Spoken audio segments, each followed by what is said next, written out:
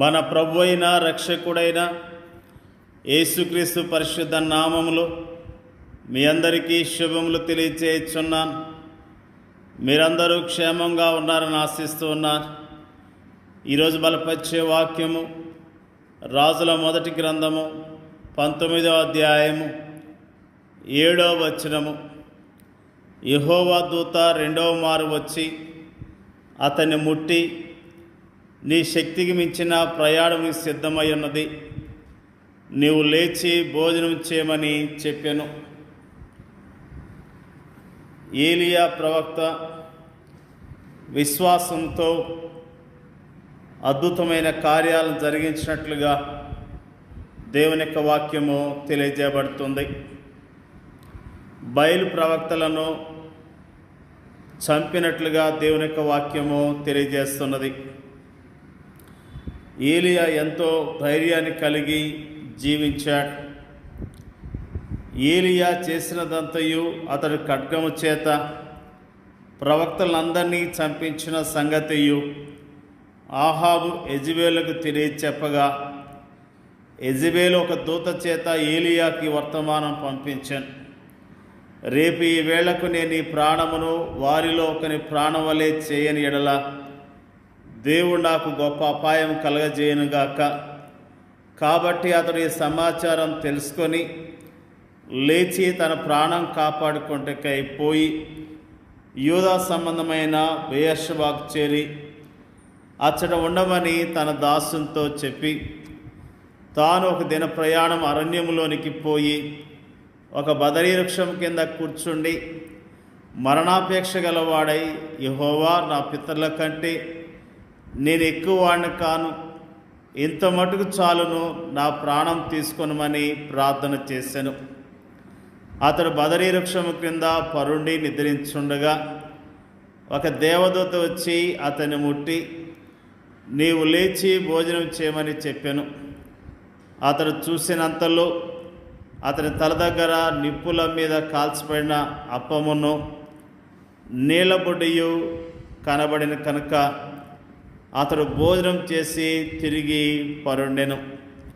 అయితే యెహోవా దూత రెండో మారు వచ్చి అతన్ని ముట్టి, నీ శక్తికి మించిన ప్రయాణం నీకు సిద్ధమై ఉన్నది, నీవు లేచి భోజనం చేయమని చెప్పినప్పుడు నిజముగా ఏలియా పట్ల దేవుడు ప్రత్యేకమైన ప్రణాళికలు కలిగి నడిపించినట్లుగా మనము జ్ఞాపకం చేసుకుంటూ ఉన్నాం.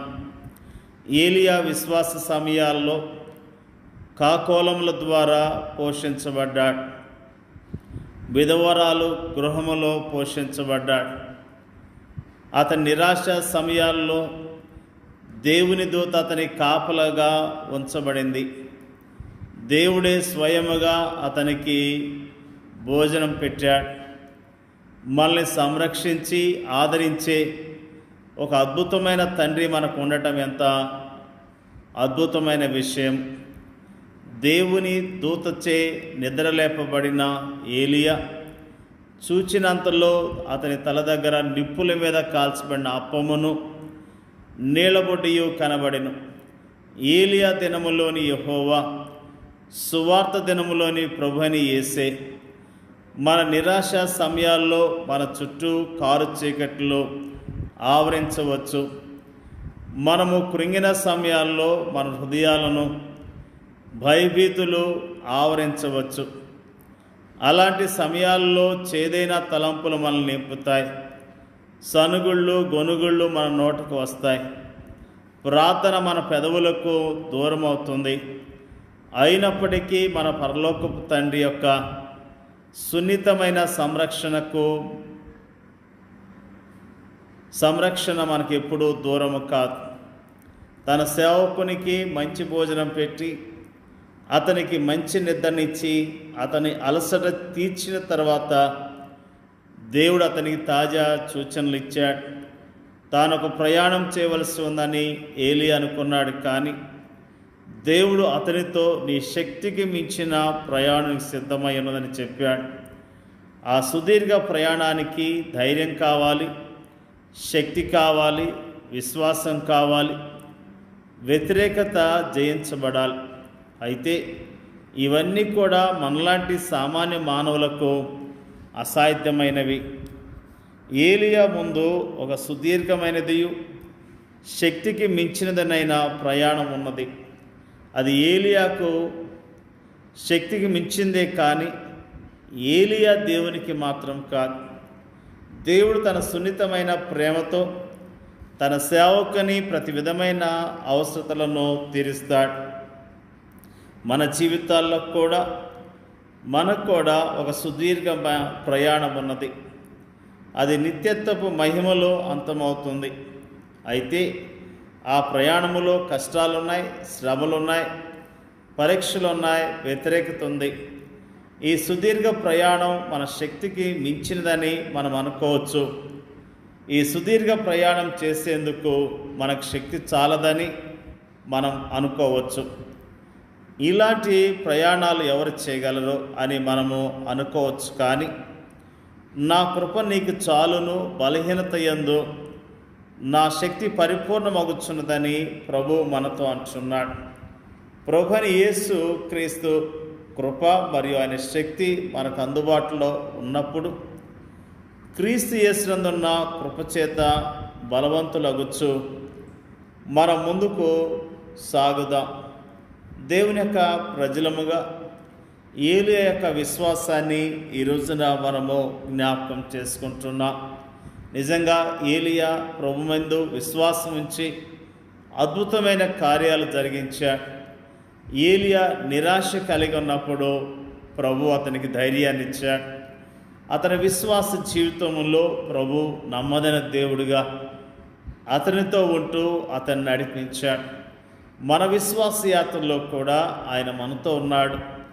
మనం కూడా విశ్వాసంతో చక్కగా నడుద్దాం, దేవుని కార్యాలను చూద్దాం. దేవుడు మన పట్ల ప్రత్యేకమైన ఉద్దేశాలు కలిగి ఉన్నాడు.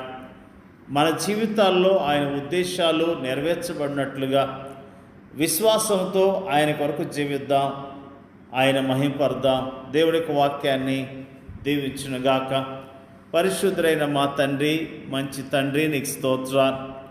మరి ముఖ్యంగా ప్రార్థన చేయుచున్నాం ప్రభువా, ఏలియా యొక్క విశ్వాసాన్ని, ప్రభువా ఏలియా పోషించబడిన విషయాన్ని, ఏలియాను మీరు నడిపించిన విషయాన్ని జ్ఞాపకం చేసుకోవటానికి మాకు ఇచ్చిన ధన్యతను బట్టి స్తోత్రాలు తెలియజేస్తూ ఉన్నాం, ప్రార్థన చేయుచున్నాం.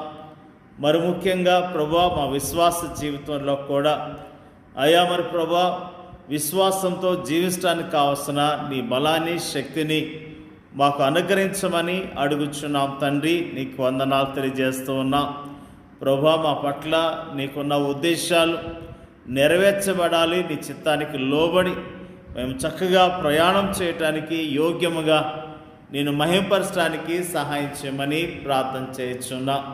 మరి ముఖ్యంగా ప్రార్థన చేయుచున్నాం ప్రభువా, నిరాశ నిస్పృహల్లో ఉన్న విశ్వాసులను, సేవకులను మీరు జ్ఞాపకం చేసుకోండి అయ్యా. అయ్యా మరి ప్రభువా వారిని ధైర్యపరచండి, బలపరచండి. వరకున్న నిరాశ నిస్పృహలు తొలగించి నీ నామంలో ధైర్యాన్ని దయచేయండి అయ్యా. ప్రార్థన చేయుచున్నాం. కృంగిన వారిని లేవనెత్తమని ప్రార్థన చేయుచున్నాం. దుఃఖముతో, ఆయాసంతో ఉన్న విశ్వాసులను బలపరచండి అయ్యా. ప్రార్థన చేయుచున్నాం. నీ నామములో ప్రభువా పరిచర్య చేస్తున్న నీ సేవకులందరినీ జ్ఞాపకం చేసుకోండి అయ్యా. స్తోత్రాలు. మా దేశంలో ప్రపంచవ్యాప్తంగా నీ నామములో పరిచర్య చేస్తున్న సేవకులను, వారి కుటుంబాలను దీవించి ఆశీర్వదించండి.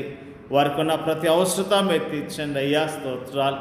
నిజంగా ప్రభువా నీ నా మహిమార్థమై మేమందరం కూడా జీవించడానికి సహాయం చేయండి అయ్యా. ప్రార్థన చేయుచున్నాం. అనాథలను, దిక్కులేని వారిని, చెరసాల్లో ఉన్న వారిని, విధవరాళ్లను జ్ఞాపకం చేసుకోండి అయ్యా. వారిని ఆదరించండి, ధైర్యపరచండి, వారి క్షేమం దయచేయండి అయ్యా. ప్రార్థన చేయుచున్నాం ప్రభువా.